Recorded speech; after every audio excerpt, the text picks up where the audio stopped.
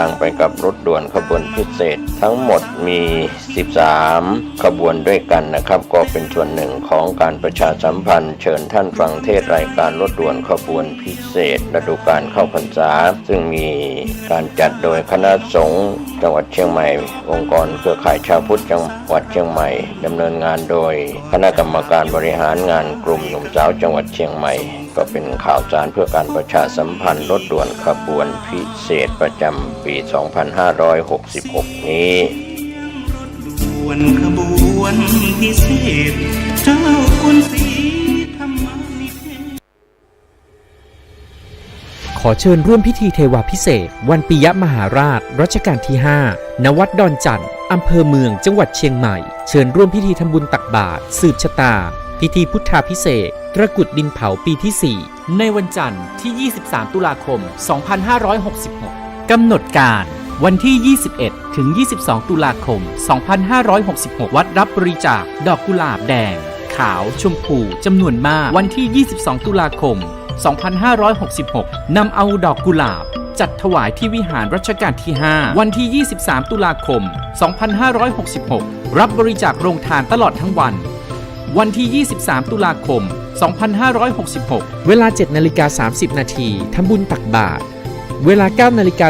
9:39 นาทีพิธีสืบชะตาเสริมดวงบารมีเวลา 19:19 นาทีพิธีบวงสรวงพระปิยมหาราชรัชกาลที่ 5 เวลา 19:39 นาทีถึง 23 นาฬิกาพิธีพุทธาพิเศษกตระกุดดินเผาปีที่ 4 สนใจสอบถามรายละเอียดเพิ่มเติมวัดดอนจันทร์อำเภอเมืองจังหวัดเชียงใหม่053-240-184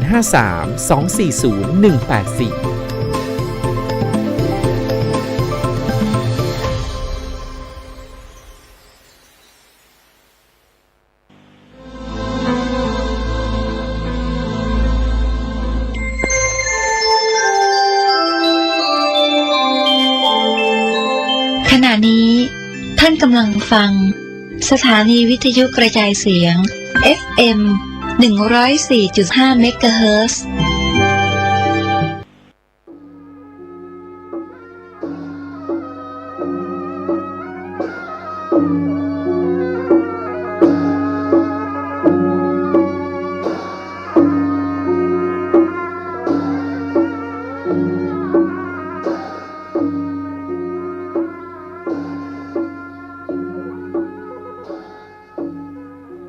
ขอความเจริญในธรรมและความผาสุกทางใจจงได้บังเกิดมีกับท่านสาธุชนผู้เจริญในศีลผู้เจริญในธรรมทุกท่านพร้อมกันนี้ขอยกมือ10 นิ้วกราบอาราธนาเอาคุณพระแก้วเจ้าทั้ง3บุญศีลบุญตาลคุณพ่อคุณแม่คุณครูบาอาจารย์ผู้ประสิทธิ์ประสาทวิชาความรู้สิ่งศักดิ์สิทธิ์ทั้งหลายอันรักษากู้บ้านล้านนาไทยของเฮามีพระธาตุเจ้าดอยสุเทพจังหวัดเชียงใหม่มีพระธาตุเจ้าหริพุนชัยจังหวัดลำพูนพระธาตุเจ้าลำปางหลวงพระเจ้าธาตุพระธาตุเจ้าจ่อแฮจังหวัดแพร่พระธาตุเจ้าลอยตุงจังหวัดเชียงรายพระธาตุเจ้าดอยกองมูจังหวัดแม่ฮ่องสอนและครูบาเจ้าศรีวิจัยนักบุญแห่งล้านนาไทยเป็นต้นขอยกมือ10 นิ้วกราบอาราธนาและเจิญจวนพระธาตุเจ้าแจ้แห้งจังหวัดน่านได้มาปกปักรักษาท่านสาธุชนผู้รับฟังรายการทุกท่านมีความสุขกายมีความสุขใจเหมือนกันจูดตนจุองค์ตลอดกาลนานก่อนที่จะได้ดำเนินรายการต่อไปนี้ขอเชิญชวนมวลท่านผู้ใจบุญทั้งหลายปากันไหว้พระเพื่อเกิดความเป็นสิริมงคลกับตัวกับครอบครัวกับธุรกิจการงานการเดินทางการค้าการขายขับรถขับราเพื่อได้ ไปอย่างรอดปลอดภัยต่อไปพนมมือขึ้นว่าพร้อมกันอะระหังสัมมาสัมพุทโธภควาพุทธังภควันตังอภิวาเทมิกราบสวากขาโตภควตาธัมโมธัมมังนัมมัสสามิกราบสุปฏิปันโนภควโตสาวกสังโฆสังฆังนะมามิกราบหันตมยังพุทธัสสะภควโตบุพภาคณะมะกะลังกะโลมะเสนะโมตัสสะภะคะวะโตอะระหะโตสัมมาสัมพุทธัสสะนะโมตัสสะภะคะวะโตอะระหะโตสัมมาสัมพุทธัสสะนะโมตัสสะภะคะวะโตอะระหะโตสัมมาสัมพุทธัสสะพุทธังสรณังกัจฉามิธัมมังสรณังกัจฉามิสังฆังสรณังกัจฉามิตุติยัมปิพุทธังสรณังกัจฉามิตุติยัมปิธัมมังสรณังกัจฉามิตุติยัมปิสังฆังสรณังกัจฉามิตติยัมปิพุทธังสรณังกัจฉามิตติยัมปิสังฆังสรณังกัจฉามิอิติปิโสภะคะวะอะระหังสัมมาสัมพุทโธวิชชาจารณะสัมปันโนสุขโตโลกาวิทูอนุตตโลปุริสะธรรมสารถี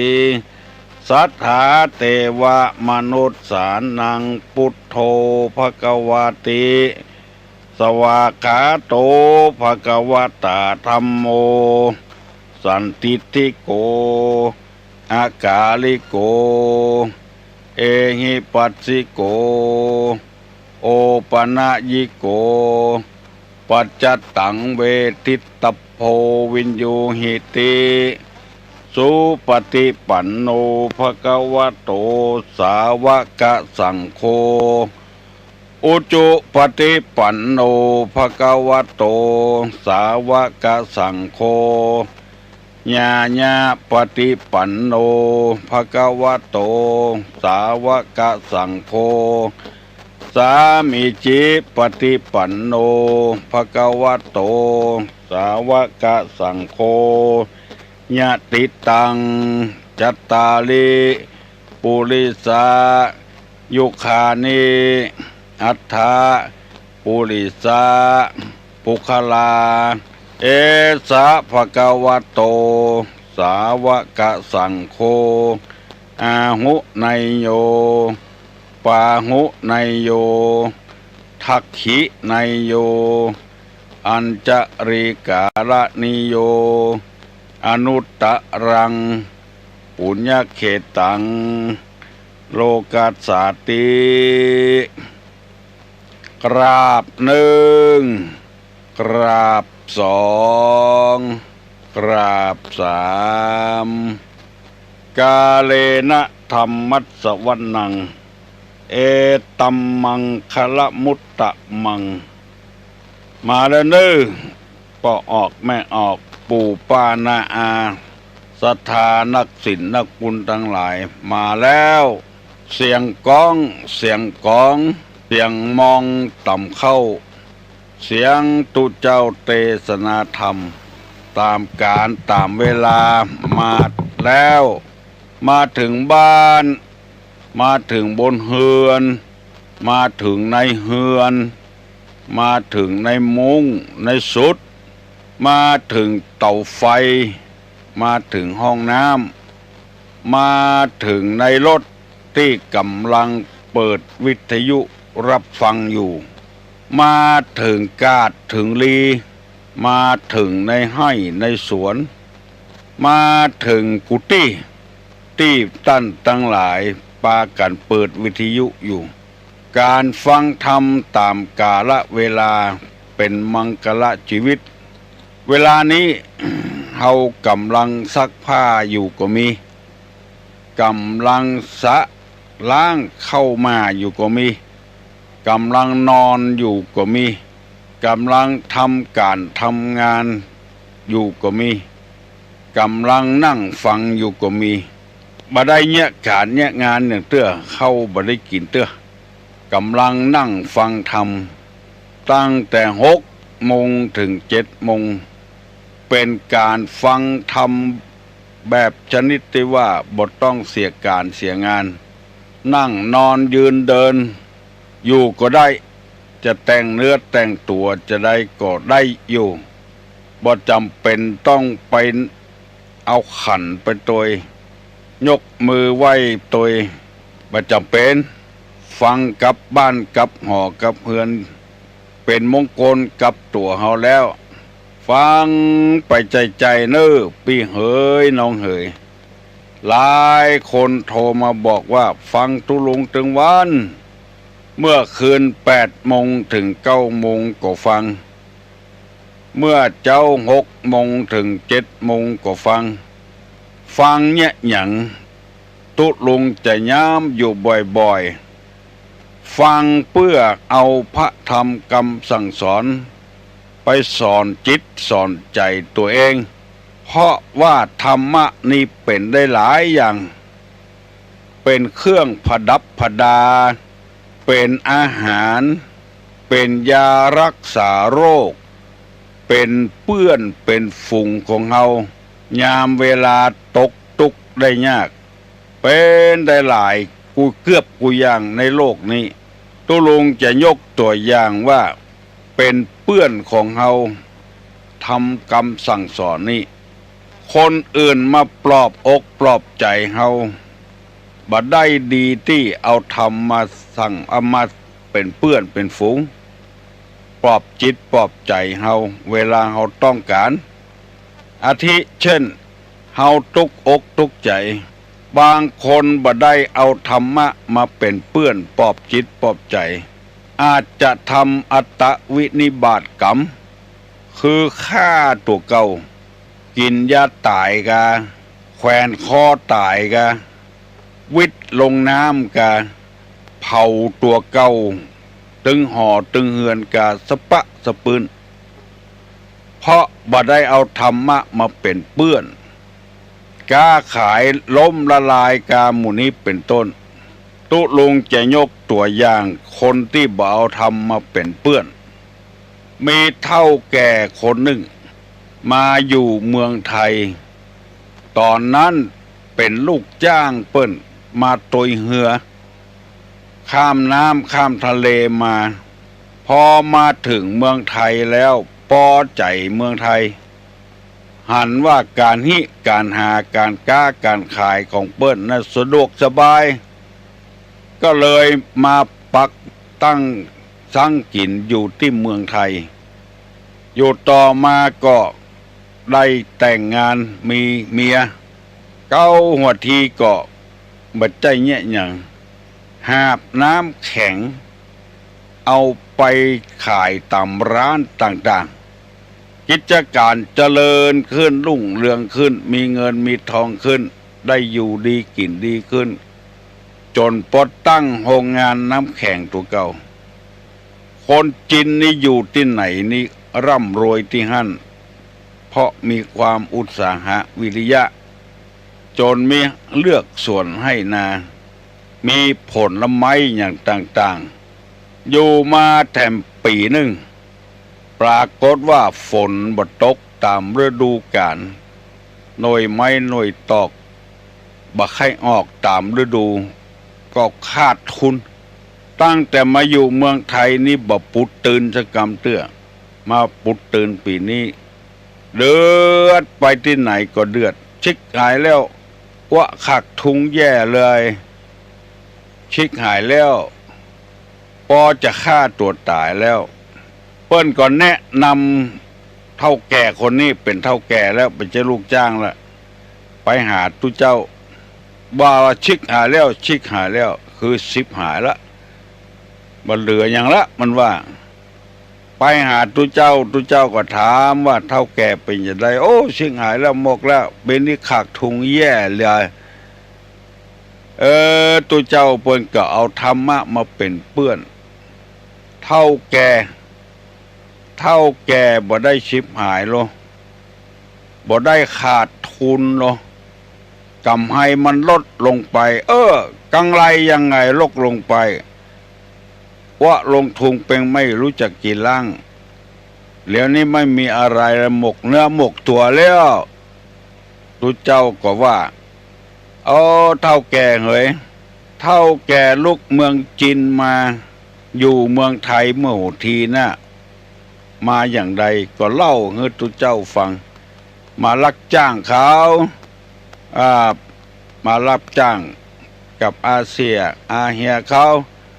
แล้วมาเห็นเมืองไทยนี่มันอุดมสมบูรณ์ว่าก็เลยมาอยู่ที่นี่จะถามเท่าแก่แถมว่าเท่าแก่บ่ได้เอาอย่างมาตัวแล้วมีให้กี่ให้มีสวนกี่สวนมีอันอย่างพ้องเล่าให้ตุเจ้าฟังเท่าแก่ปีนี้กำไรมันลดไปลงลดยังไงก็เล่าให้ฟังว่ามันบ่ได้ชิบหายหรอสวนของเท่าแก่ก็ยังมีอยู่ต้นไม้ก็ยังมีอยู่มีกุยางอยู่ยังมีเมียอยู่ที่บ้านก็ยังมีอยู่มีลูกด้วยแถมอำนาจมันเป็นกำไรของเท่าแก่ร้อนๆปีนี้มันกำไรมันลดลงไปแต่กำไรยังอื่นยังมีอยู่มีมีสวนมีให้มีนามีเมียมีลูกแล้วยังมีที่อยู่ที่อาศัยมีหอมีเฮือนอยู่เท่าแก่ว่าขาดทุนยังไงมันบ่ได้ขาดทุนบ่ได้ชิบหายโลกยังมีหอมีเฮือนอยู่ไม่เคยไล่ยิงเลยคำพูดแบบเนี้ยก็อันนั้นน่ะกะบ่ได้เอาธรรมะมาเป็นเปื้อนยังก็ขาดทุนจนเป็นโรคประสาทจะฆ่าตัวตายอันนี้เป็นต้นที่ตุลุงยกมาเป็นตัวอย่างป้องออกไม่ออกเฮายังมีทรัพย์สมบัติอยู่ที่จะกินหากินอยู่บ่ใช่ขาดทุนไปประตกประเสี่ยงเพราะว่าบ่ได้เอาธรรมะมาเป็นเปื้อนเป็นฝูงแน่ก็อย่างเดียวแน่ก็จะได้อย่างเดียวตอนเสียนี่เดือดร้อนหาว่าขาดทุนหมู่นี้เป็นต้น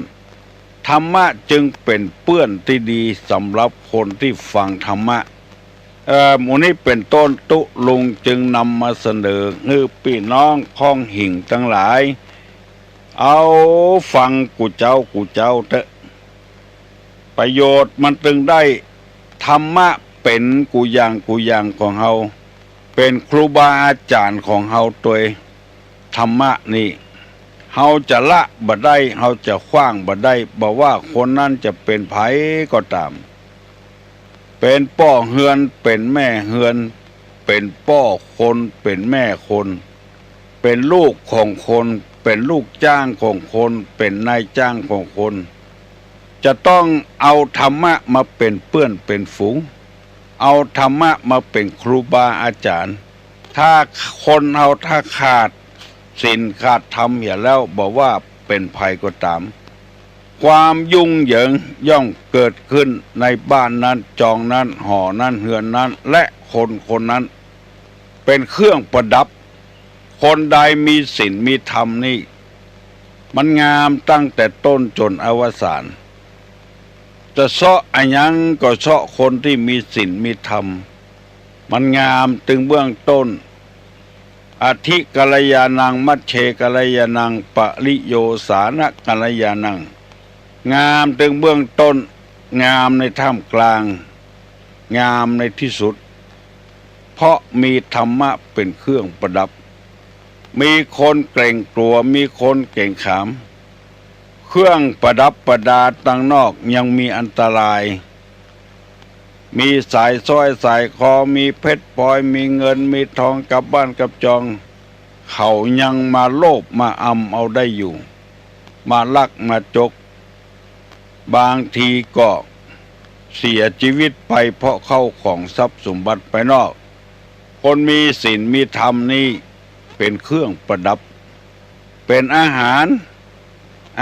ทางจิตทางใจบ่จนบ่ผอมสักเตื้อคำว่าผอมนี่คืออับจนตั้งจิตตั้งใจมีนักขอเงือพี่เงือน้องมีจิตใจลู่มาตั้งศีลตั้งธรรมนักเด้อ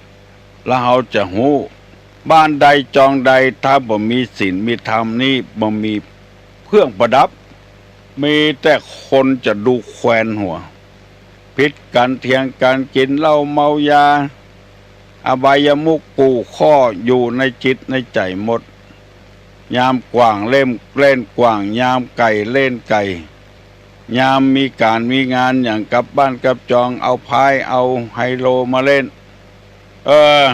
อันนี้เป็นต้นนำมาเสนอให้พี่น้องทั้งหลายได้ฟังในจำพวกบุคคล4จำพวกในยะที่3ที่ตุลุงนำมาเสนอในยะที่1ที่2แล้วในยะที่1ที่2บอกว่าปฏิบัติเพื่อประโยชน์ตนแต่บ่ปฏิบัติเพื่อคนอื่น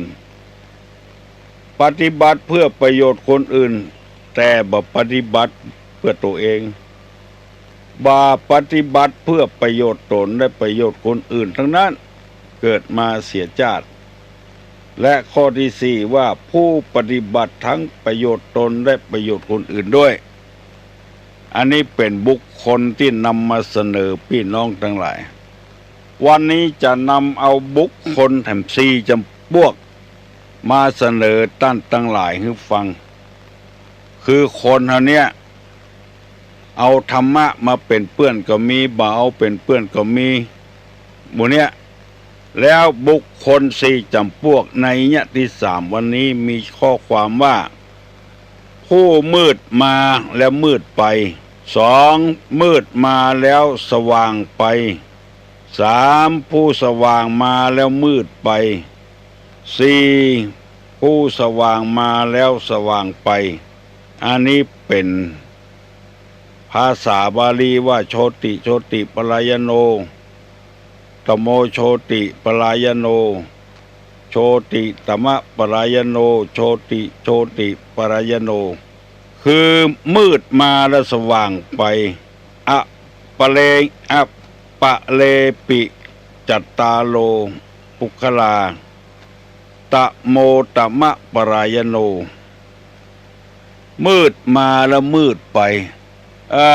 หมายความว่าเกิดมาในถ้ำกลางคนบดีแล้วบัดแสวงหาคุณงามความดีอย่างสักอย่างมืดมนอนทการในระหว่างคนบดีตอนไปก็บ่มีอย่างติดตัวมืดมาแล้วก็มืดไปเกิดมาเป็นคนจนตอนใกล้จะตายเป็นคนจนอย่างเก่าอย่างเดิม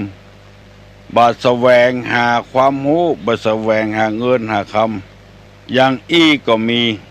ถ้าเราจะสังเกตพออยู่ในท่ามกลางของนักเลงกูย่าง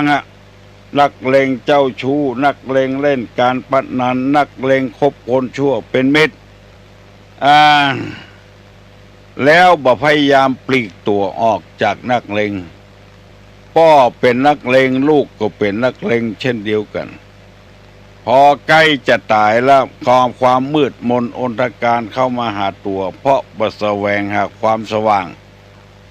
มืดตึงมามืดตึงไปจะสังเกตว่าคนมืดมามืดไปนั้นจะใดบางทีพออยู่ที่ดีแล้ว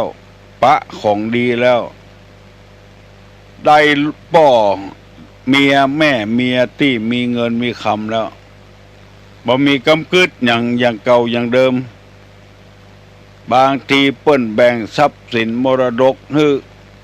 ฝ่ายของเมียเพราะฝ่ายของตนบ่มีหยัง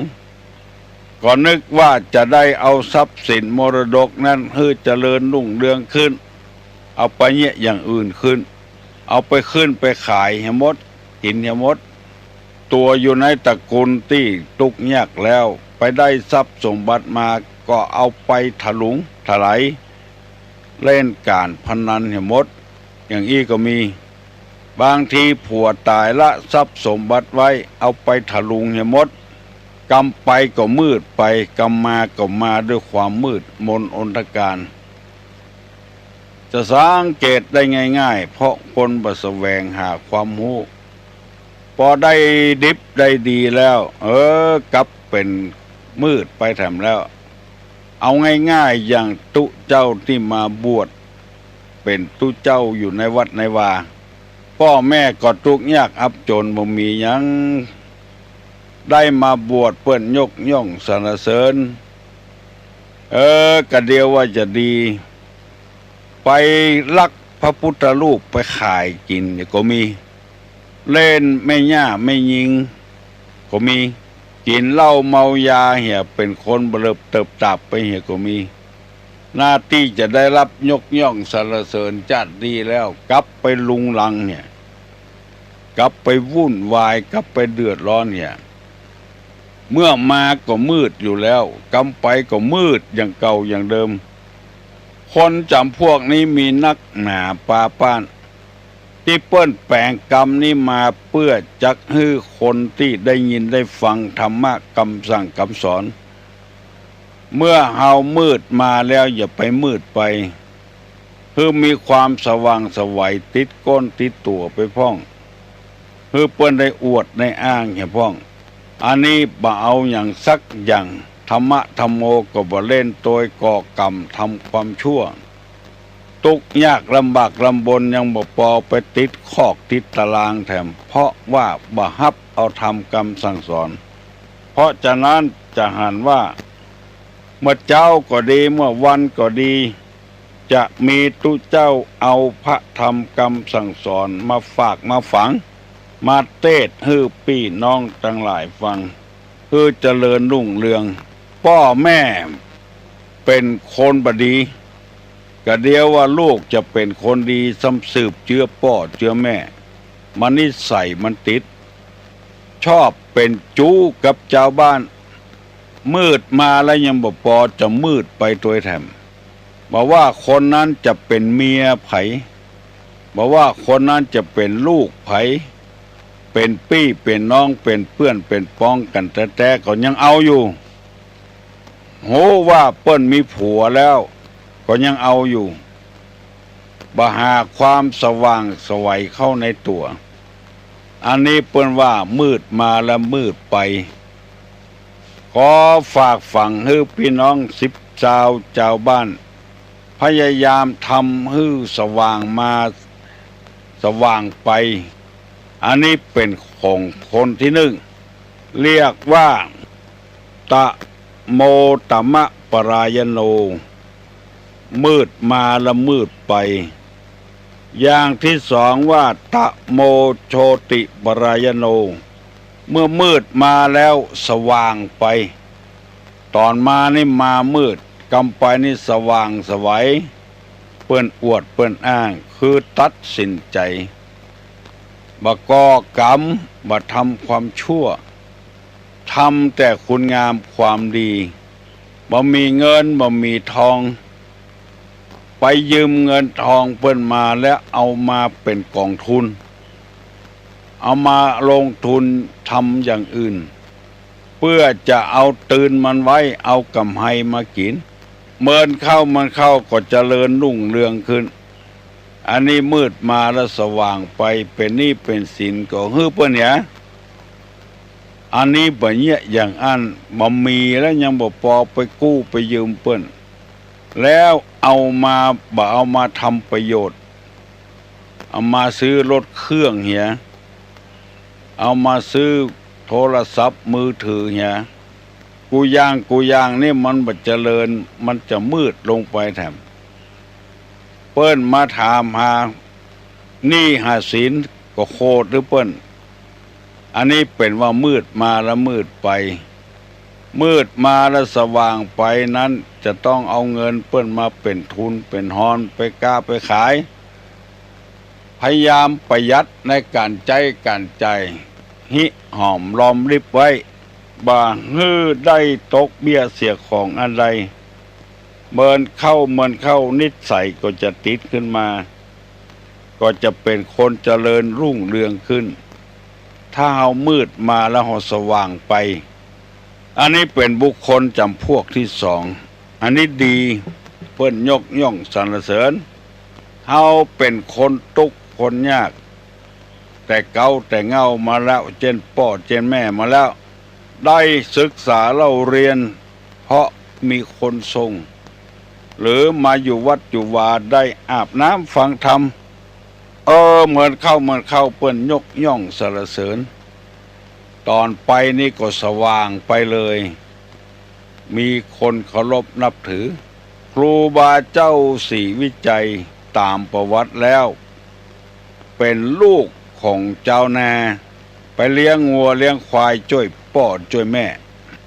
และตอนไปนี่เปิ้นสว่างไปเลยเพราะมีคนเคารพนับถือปฏิบัติอยู่ในศีลกินอยู่ในธรรมพอออกแม่ออกเฮาคิดหาถึงอดีตว่าเฮาเป็นเชื้อใดเฮาเป็นคนทุกข์คนยากเป็นลูกของเจ้าสวนเจ้านาเจ้าบ้านจองเลี้ยงงัวเลี้ยงควายถ้าเฮามาได้บวชได้เป๊กเห็นแล้วศึกษาเล่าเรียนดีๆปฏิบัติตัวดีๆก็ชื่อว่ามืดมาและสว่างไปเกาวาสาวาสังเพิ่นชวนไปวัดไปวาอาบน้ำฟังธรรมถ้าเฮามีการก็ไปแถมยังอันนี้บ่มีการมีงานยังอยู่กับวัดกับวาบ่ฮู้เรื่องฮู้ราวไปอยู่กับบ้านกับจองบ่ไปวัดไปวาบ่ฮู้เรื่องฮู้ราวอย่างสิอย่างมันจะมืดมาแล้วก็มืดไปพยายามให้สว่างไปให้แจ้งไปมาเมื่อคืนให้ไปเมื่อวันอันนี้ฮ้องกันว่าผู้มืดมาแล้วสว่างไปแล้วแถมข้อที่สามว่าผู้สว่างมาละมืดไปโชติปรายโนโชติตมะปรายโนกรรมมานี่สว่างแต่กรรมไปนี่มืดมนอนทการเพราะไปคบหาสมาคมกับคนบดีกับพลอยบดีไปตัวพ่อแม่ดีมันหาเข้าวัดเข้าวาลูกบ่เอาอย่างสักอย่างที่เปิ้นว่าบ่เอาทานนี่ใส่ไฟฉายทานนี้เอาดังไฟบ่แจ้งสกรรมสว่างมาแต่ก็มืดไปแฮะที่เขาว่าบ่เอาทานลูกมันบ่เอาทานไฟฉายก็บ่เอาทานดังไฟนึ่งข้าวหุงแกงโชดช่วงชวานก็บ่เอาอย่างสักอย่างบอกว่าทานน้อยทานใหญ่อันนี้เป็นที่น่าอินดูสงสารสว่างมาละมืดไปเหรอตกที่ดีๆแต่เป็นตุเป็นเจ้าก็ดีๆสว่างมาสดใสกำไปมืดไปเหรอหลักพระเจ้าเล่นไม่ยิงเล่นพายกินเหล้าคนบ่เคารพนับถือไปเห็นแล้วมืดมนอนทการไปเห็นแล้วมกมุ่นอยู่ในอบายมุขต่างๆถ้าเป็นคนบ้านกับพ่อแม่ร่ำรวยมีชื่อมีเสียงลูกไปทำลายตระกูลของพ่อของแม่ไปอันนี้จัดอยู่จำพวกที่สามฮ้องกันว่ามืดมาแล้วผู้ที่สว่างมาแล้วก็มืดไปเหี่ยน่าเสียดายโอกาสและเวลาน่าเสียดายหลายอย่างหลายประการต่างๆความรู้คุณธรรมต่างๆเกิดขึ้นแล้วก็ปากันมืดไปเพิ่นบอกว่าถ้าเป็นข้อที่สามข้อที่สองกับข้อที่สี่นี่ดีโชติปรายโน ผู้สว่างมาแล้วสว่างไป สว่างมาแล้วสว่างไปกรรมมาก็มาดีกรรมไปก็ไปดี มีคนอะไรอาวรณ์หา มีคนเคารพนับถือสักการะบูชาตุลุงได้นำเอากรรมนี้มาเสนอเพื่อให้คนเราได้ปรับปรุงตัวเก่าเมื่อมืดมาก็คือพยายามสว่างไปสว่างมาแล้วก็คือสว่างไปอย่าไปมืดมาแล้วมืดไปสว่างมาแล้วมืดไปอันนี้พอดีมีเงินมีทองก็พยายามเก็บหอมรอมริบเอาไว้อย่าไปใจจ่ายสุรุ่ยสุร่ายเอาไปเล่นเอาไปขว้างไปตุมโดนเขาจุหัวซุยหัวจ้างหายจ้างโตยอย่างนี้พ่องเขาก็เล่นมาเมื่อใดเมื่อเบาแล้วมันถึงมารวยแล้วขายของพ่อของแม่มากินมาเอามาเล่นแล้วมันก็บ่รวยแล้วควรจะย่างได้แล้วเขาก็บ่เอาพ่อแม่ทิ้งมรดกไว้สว่างสวัยแต่เอาไปขายเล่นก็เรียกว่าสว่างมาแต่มืดไปเหรออันนี้ตุลุงบ่ได้นำมาว่าให้ไผเน้อเป็นธรรมะเป็นส่วนกลางสุดแล้วแต่ไผจะฟังเข้าใจก็ตามบ่เข้าใจก็ตามเพราะว่าคนเฮานี้ต้องการคุณงามความดีทั้งนั้นขอจะไปคิดใจว่าตุลุงนำเอากรรมอย่างมื้อนี้มาช้ำมาเติมกันเพราะว่าน้ำธรรมคำสอนนี้เป็นคำสอนในทางพระพุทธศาสนาเฮาในฐานะที่อยู่กินอยู่ในองค์มือของพระพุทธศาสนาก็จำเป็นที่จะต้องเอาคำสอนในพระศาสนามาใจมาง่ายของที่มันคว่ำอยู่เพื่อพี่น้องทั้งหลายได้หูได้หันอันไผ่จะปฏิบัติได้บัปฏิบัติได้เป็นเรื่องของไผ่ของมันเรื่องจิตเรื่องใจพอออกไม่ออกไผ่ยังบ่ลุกเห็นฝ่ายแล้วนกหนูพอออกห่างแล้วเฮายังบ่ออกห่างกำเตื้อ6 โมงพอจะ40 นาทีแล้วแต่ธรรมะธรรมโมนี่เขาก็ว่าควรจะเปิดโอกาสไฟเขียวขึ้นได้แล้วคือเขาถามกันแบบชนิดที่ว่ามีประโยชน์คนฟังก็ได้ประโยชน์คนถามก็ได้ประโยชน์พอออกไม่ออกญาติโยมคนใดมีปัญหากับอกกับใจใครท่องใครถามตุลุงไฟเขียวเฮาแล้วเอาได้อู้กันในธรรมะธรรมโมห้ามอู้เรื่องการบ้านการเมืองฮัลโหลนมัสการฟังกูเจ้าได้กะจะญาติน้ำหือไผ่ก็ได้เตะญาติน้ำไปหาพ่อหาแม่ได้กะได้เนอะได้ญาติน้ำก็ได้เนอะว่ามีปัญหาญาติน้ำก็ได้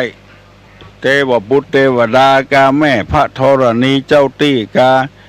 หาพ่อหาแม่กาได้หมดเนอะมันก็ยังเอาไปตานขันเข้านะ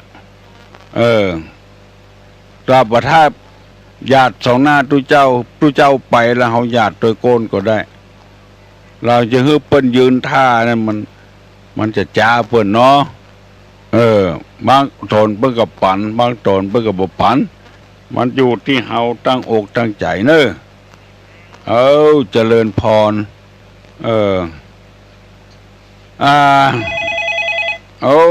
ยินดีทำเนอะฮัลโหล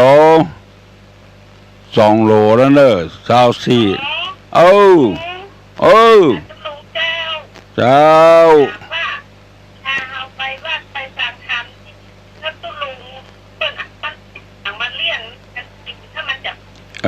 อู้ จัดจ้าหน่อยเนอะอู้จัดจ้าหน่อยฮัลโหลเออโอ้กำเดียวก่อนบ่ได้ยินทีเอาไว้ว่าแถมกำทำอะไรอย่างก็อันอย่างอาจารย์ทำอ๋อชัดอ๋อไปเป็นอย่างบ่เป็นอย่างเนอะบ่เป็นอย่างบ่เป็นคืดบ่เป็นจ้าอย่างสักอย่างฮะชัดยอดธาตุยอดหลังคาวิหารนี่แหละโอ้ได้กะได้กะทำเตอะว่ามีครูมีบาอย่างสักอย่างทำความดีโชคดีเนอะดีละจะทำยอดกระทงทำอะไรอย่างได้หมดยินดีเนอะโทรมาหาตุลุงฮัลโหลโอ้เมื่อเป็นคนยังเอาใส่ปากมับ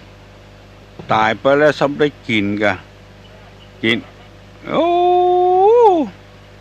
ไปฟังกำไผ่ตัวเนอะ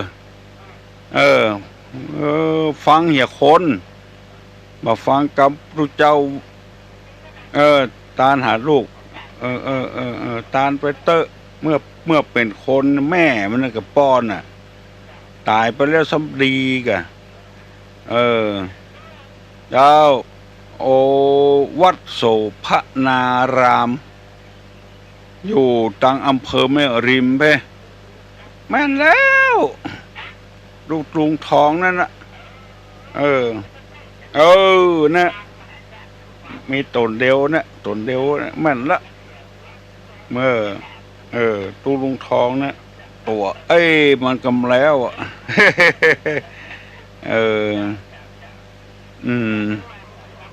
วัดอย่างก็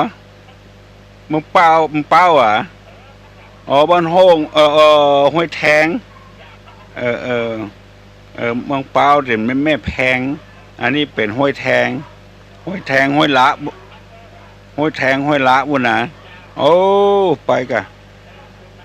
ห้วยแทงเกิดปะนั้นตอนนั้นทองภาค 1มาเดี๋ยวนี้ทองภาค 2เจ้าเจริญพรเอาม่วนอกม่วนใจเนิดได้อู้กันได้ฮับกำบอกของเจ้าคุณดอยสุเทพเมื่อตะวานี่บ่ได้แต่ก่อนนี้เปิ้นบ่ได้อู้กับกันเดี๋ยวได้อู้กับกันดีละฮัลโหล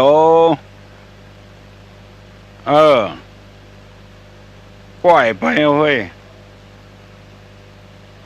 ก่อนอื่นก่อนใดมันก้อยไปนะ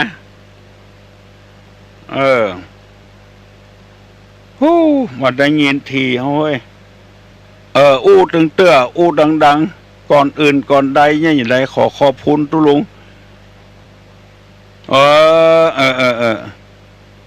ขอบคุณนักที่ครอบครัวอยู่เย็นเป็นสุขเนาะ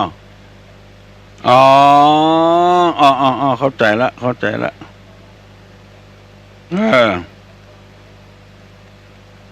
บอกให้ดีเจ้าชู้คนดีละบ่เจ้าชู้ละเพราะได้ฟัง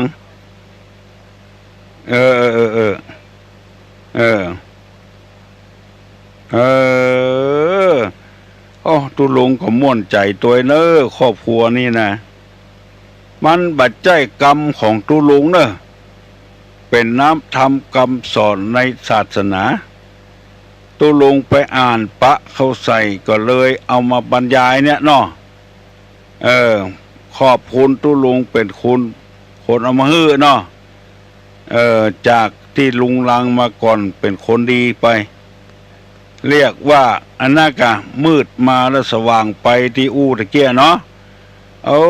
ยินดีกับไม่ออกเนอะตุลุงก็ยินดีกับตัวเก่าที่ได้ทำลงไปและได้ผลขอบคุณขอบอกขอบใจนักๆเนอะ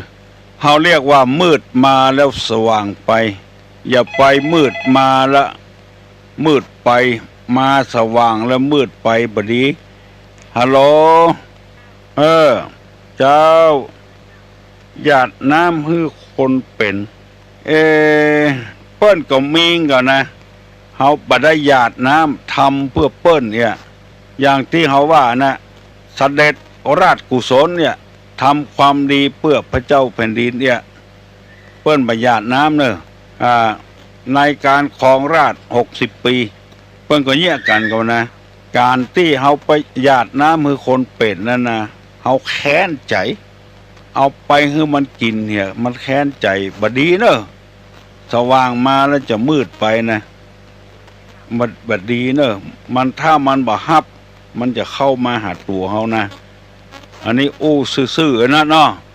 มันหมูเรื่องหูราวอ่ะเฮาแจ้งมันตัวหยัดน้ำตัวเนี่ยมันหมูเรื่อง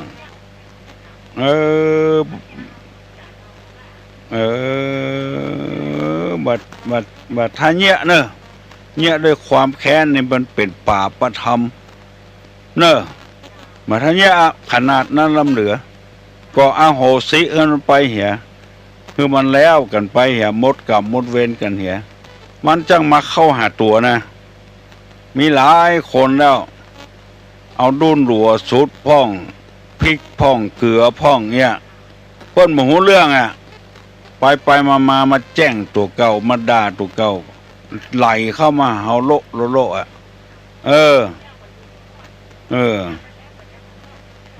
น่ากะบ่ม่วนคือหมดกรรมหมดเวรไปเหียคือมันแล้วไปเหียแผ่เมตตาขอจะไปมีเวรมีกรรมอย่างกันอธิษฐานเอาเนาะบัดขนาดหยาดน้ำวะถ้ามันถึงขนาดนั้นแล้วมันยังปิ๊กมาหาตัวเก่าอย่างเฮายกขันโตกเป็นเลี้ยงเพิ่นเพิ่นบ่กินมาแล้วเฮาก็เสียดายของ มาค่ำก็มากินแถมเอี้ยว่าถ้าเนี้ยขนาดนั้นน่ะมอกแผ่เมตตาให้เปิ้นไปเหียต่อนนี้ไปอย่าไปมีเวรซึ่งกันและกันจะไปเบียดเบียนกันและกันเนี่ยจงเป็นสุขเถิดเปิ้นถึงว่าโล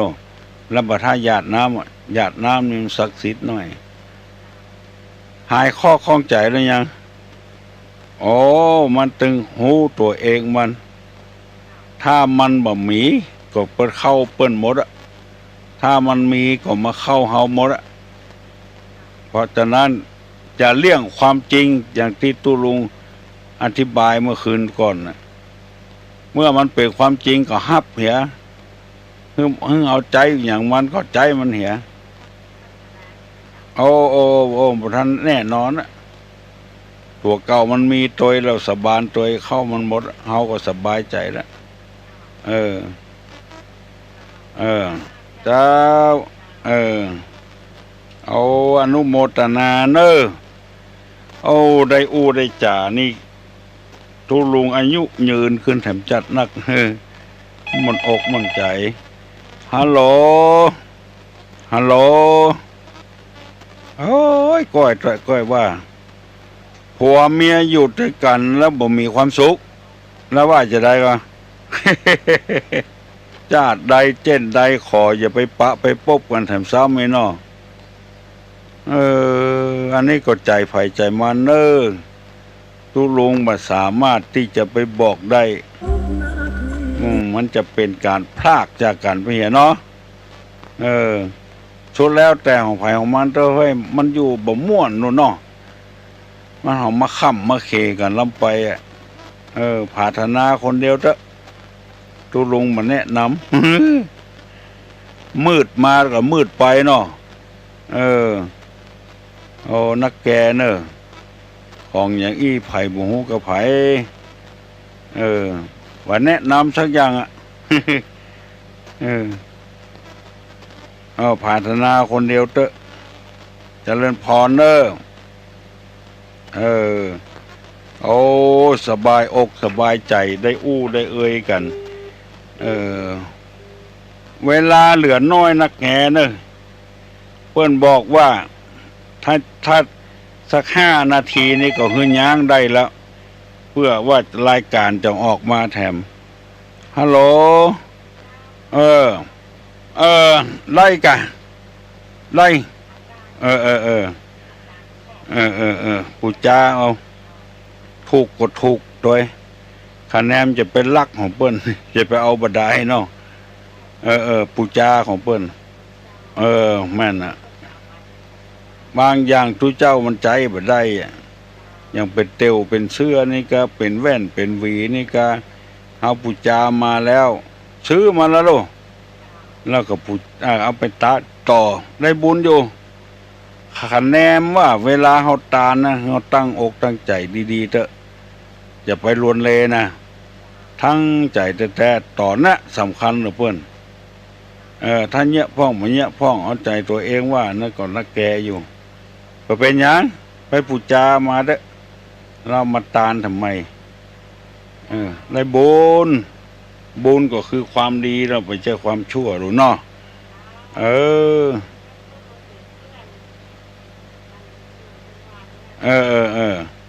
ยินดีที่เอาตุลุงเป็นเพื่อนก็ได้เป็นครูบาอาจารย์ก็ได้เนาะธรรมะเป็นเพื่อนเป็นได้กูอย่างเจ้าเจริญพรใครอย่าไปว่าให้ตุลุงเนอะครับผมเจ้าข้านะขออินดูเถอะเฮาอู้กันให้มันลงส่งกันให้ปอ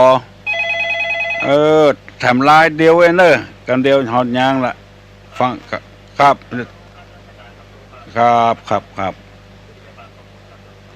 โอ้กึดใจเอาเนอะเรื่องนี้นะตุลุงมาตอบละ คือเจริญพรกึดใจคนเดียวเถอะเฮ้ยเฮาจะว่าไปเป็นการตัดอาชีพของคนแถมสายเดียวก็จะยั้งนะเนอะสายเดียวอันพอละตุลุงจะได้ไปโรงพยาบาลบ่มีภัยแล้วเนาะขอขอบคุณขอยินดีอนุโมทนากับพี่น้องคลองหิ่งทั้งหลายกูโคนเนอะ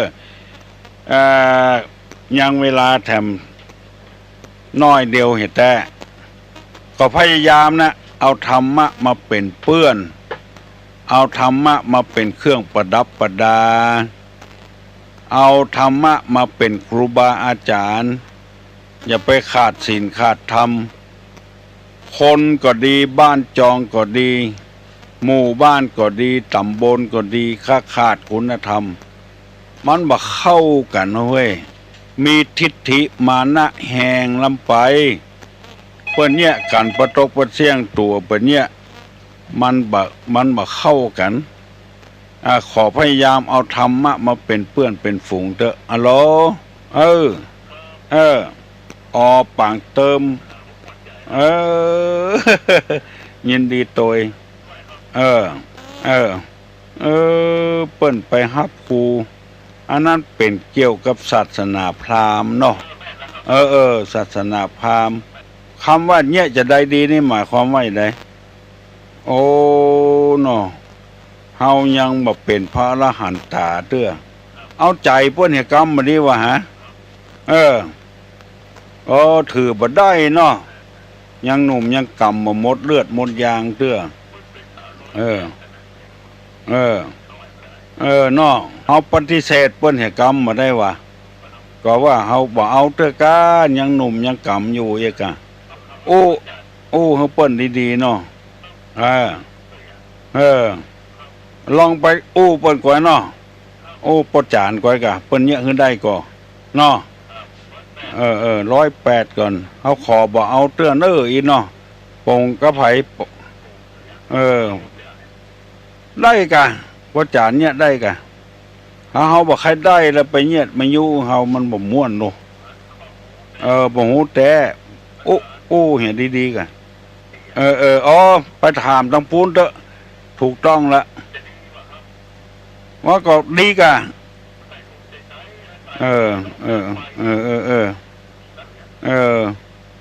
ไหลไปเหรอมีหลายลายเนาะ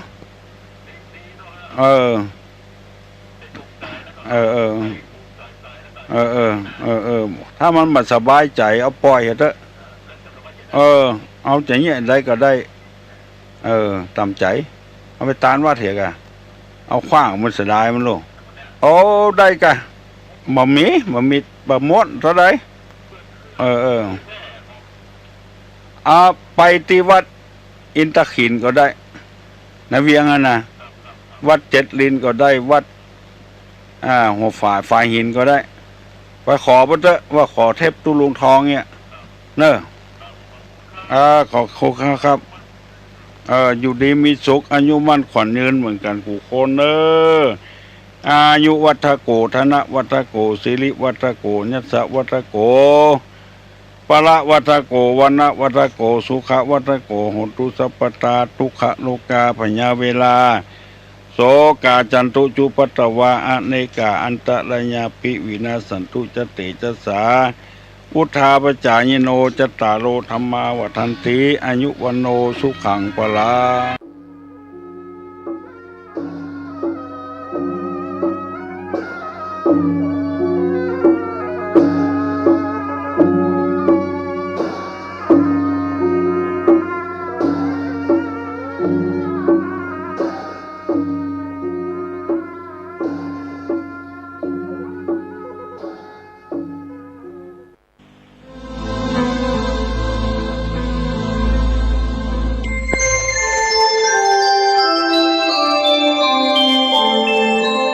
ขณะนี้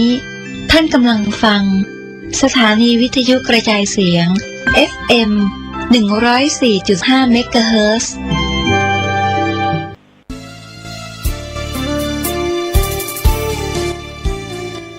รายการรถด่วนขบวนพิเศษฤดูการเข้าพรรษาประจำปีพุทธศักราช 2566 จัดโดยคณะสงฆ์จังหวัดเชียงใหม่กำหนดการดังนี้วันเสาร์ที่ 14 ตุลาคมแรม 15 ค่ำเดือน 12 เหนือเดินทางไปยังวัดช่างเคียนตำบลช้างเผือกอำเภอเมืองเชียงใหม่จังหวัดเชียงใหม่ 20 นาฬิกาฟังพระธรรมเทศนา1 กันวันอาทิตย์ที่ 29 ตุลาคมขึ้น 15 ค่ำเดือนเกียงทำกิจกรรมที่พุทธสถานเชียงใหม่ตำบลช้างคานอำเภอเมืองเชียงใหม่จังหวัดเชียงใหม่ 20 นาฬิกาเป็นการจัดงานวันมอบโล่ในกิจกรรมรถด่วนขบวนพิเศษฤดูกาลเข้าพรรษาก็เป็นกิจกรรมที่เชิญชวนผู้ใจบุญใจกุศลได้ร่วมกันฟังเทศน์ฟังธรรมในฤดูกาลเข้าพรรษาและออกพรรษาในการฟังเทศน์รายการรถด่วนขบวนพิเศษก็เชิญชวนคณะสงฆ์คณะศรัทธาสาธุชนทั้งหลายได้ร่วมเดินทางไปกับรถด่วนขบวนพิเศษทั้งหมดมี13ขบวนด้วยกันนะครับก็เป็นส่วนหนึ่งของการประชาสัมพันธ์เชิญท่านฟังเทศน์รายการรถด่วนขบวนพิเศษฤดูกาลเข้าพรรษาซึ่งมีการจัดโดยคณะสงฆ์จังหวัดเชียงใหม่องค์กรเครือข่ายชาวพุทธจังหวัดเชียงใหม่ดำเนินงานโดยคณะกรรมการบริหารงานกลุ่มหนุ่มสาวจังหวัดเชียงใหม่ก็เป็นข่าวสารเพื่อการประชาสัมพันธ์รถด่วนขบวนพิเศษประจำปี 2566 นี้ด่วนขบวนพิเศษเจ้าคุณศรีธรรมานิเทศขอเชิญร่วมพิธีเทวาพิเศษกวันปิยมหาราชรัชกาลที่ 5 ณ วัดดอนจันทร์อำเภอเมืองจังหวัดเชียงใหม่เชิญร่วมพิธีทำบุญตักบาตรสืบชะตาพิธีพุทธาภิเษกตระกุดดินเผาปีที่ 4 ในวันจันทร์ที่ 23 ตุลาคม 2566 กำหนดการวันที่ 21 ถึง 22 ตุลาคม 2566 วัดรับบริจาคดอกกุหลาบแดงขาวชมพูจำนวนมากวันที่ 22 ตุลาคม 2566 นำเอาดอกกุหลาบจัดถวายที่วิหารรัชกาลที่ 5 วันที่ 23 ตุลาคม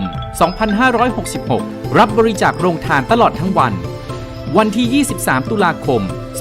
2566 เวลา 7:30 นาทีทำบุญตักบาตรเวลา 9:39 นาทีพิธีสืบชะตาเสริมดวงบารมีเวลา 19:19 นาทีพิธีบวงสรวงพระปิยมหาราชรัชกาลที่ 5 เวลา 19:39 นาทีถึง 23:00 นพิธีพุทธาภิเษกตระกุดดินเผาปีที่ 4 สนใจสอบถามรายละเอียดเพิ่มเติมวัดดอนจันทร์อำเภอเมืองจังหวัดเชียงใหม่053-240-184ข่าว สารเพื่อการประชาสัมพันธ์ด้วยทางคณะสงฆ์อำเภอหางดงโรงพยาบาลหางดงและชาวอำเภอหางดงขอเชิญ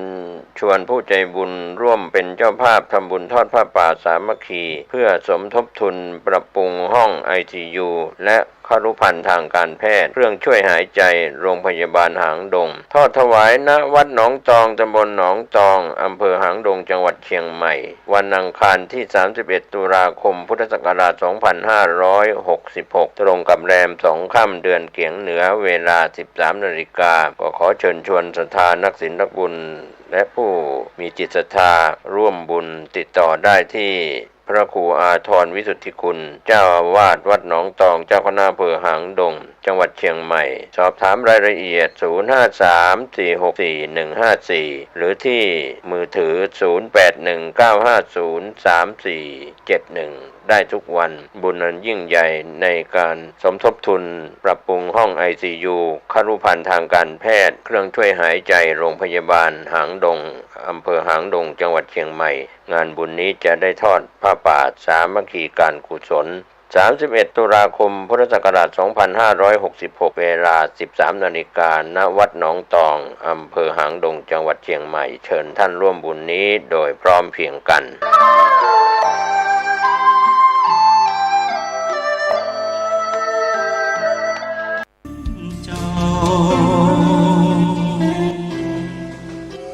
ข่าวสารเพื่อการประชาสัมพันธ์กำหนดการฟังเทศน์รายการรถด่วนขบวนพิเศษฤดูกาลเข้าพรรษาประจำปีพุทธศักราช 2566 จัดโดยคณะสงฆ์จังหวัดเชียงใหม่วันอาทิตย์ที่ 29 ตุลาคมขึ้น 15 ค่ำเดือนเกียงทำกิจกรรมที่พุทธสถานเชียงใหม่ตำบลช้างคานอำเภอเมืองเชียงใหม่จังหวัดเชียงใหม่ 20 นาฬิกาเป็นการจัดงานวันมอบโล่ในกิจกรรมรถด่วนขบวนพิเศษฤดูกาลเข้าพรรษาก็เป็นกิจกรรมที่เชิญชวนผู้ใจบุญใจกุศลได้ร่วมกันฟังเทศน์ฟังธรรมในฤดูกาลเข้าพรรษาและออกพรรษาในการฟังเทศน์รายการรถด่วนขบวนพิเศษก็เชิญชวนคณะสงฆ์คณะศรัทธาสาธุชนทั้งหลายได้ร่วมเดินทางไปกับรถด่วนขบวนพิเศษทั้งหมดมี13ขบวนด้วยกันนะครับก็เป็นส่วนหนึ่งของการประชาสัมพันธ์เชิญท่านฟังเทศน์รายการรถด่วนขบวนพิเศษฤดูกาลเข้าพรรษาซึ่งมีการจัดโดยคณะสงฆ์จังหวัดเชียงใหม่องค์กรเครือข่ายชาวพุทธจังหวัดเชียงใหม่ดำเนินงานโดยคณะกรรมการบริหารงานกลุ่มหนุ่มสาวจังหวัดเชียงใหม่ก็เป็นข่าวสารเพื่อการประชาสัมพันธ์รถด่วนขบวนพิเศษประจำปี 2566 นี้